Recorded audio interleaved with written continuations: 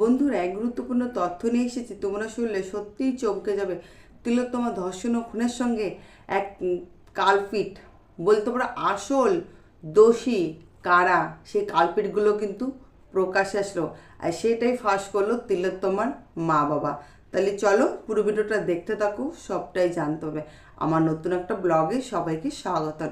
আশা করি তোমরা টাইটেল আর থাম্বনেল দেখলে বুঝতে পারছো বা আন্দাজ করতে পারছো যে আজকের গুরুত্বপূর্ণ তথ্য এটাই যে তিলোত্তমা ধর্ষণ ও খুনের সঙ্গে কোন কালপিট জড়িয়ে আছে, আর এর সঙ্গে কোন দুই ব্যক্তি জড়িত ঘনিষ্ঠ কালপিট, সেটাই বলবো এই পুরোটা ভিডিওতে, পুরো ডিটেলসে।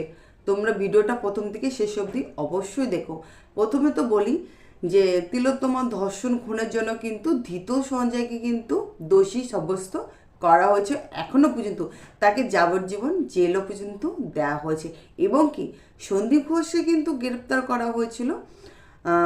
তারপরে কিন্তু সন্দীপ ঘোষের বিরুদ্ধে অনেক প্রমাণ তথ্য পাওয়া গেছে। এমনকি সন্দীপ ঘোষ চিৎকার করে, জেলের মধ্যে চিৎকার করে কিন্তু একের পর এক ভয়ঙ্কর তথ্য কিন্তু ফাঁস করে যাচ্ছে।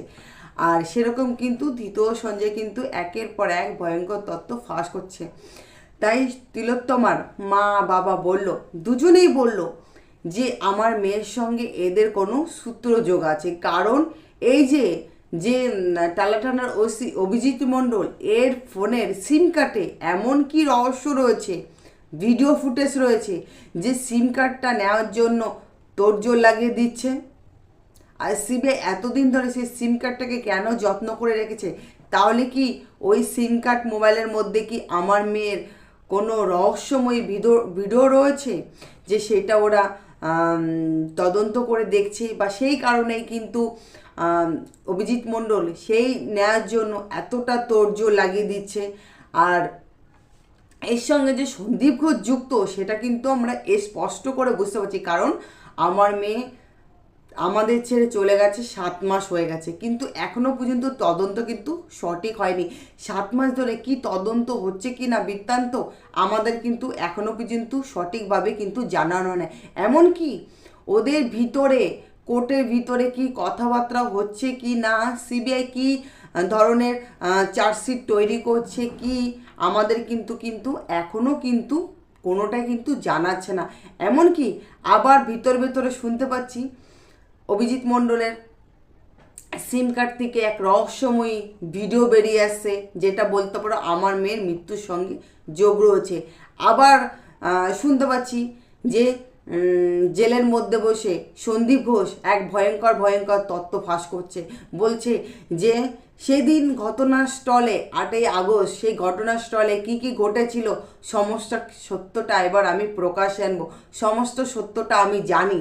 তাহলে কি আসল কালপিট সন্দীপ ঘোষ আর অভিজিৎ মণ্ডল? তাহলে এর থেকে বোঝা যাচ্ছে সন্দীপ ঘোষ আর অভিজিৎ মণ্ডল পুরো ব্যাপারটা জানে, এবং কি কারণ তারাই তো ঘটনাটা ঘটিয়েছে।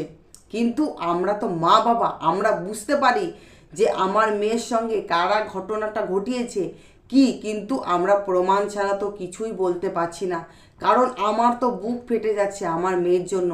7 মাস হয়ে গেল, মেয়েকে তো আর আমি পাবো না, কিন্তু যদি একটু জাস্টিস পাওয়া যেত, একটু শান্তি পেতাম।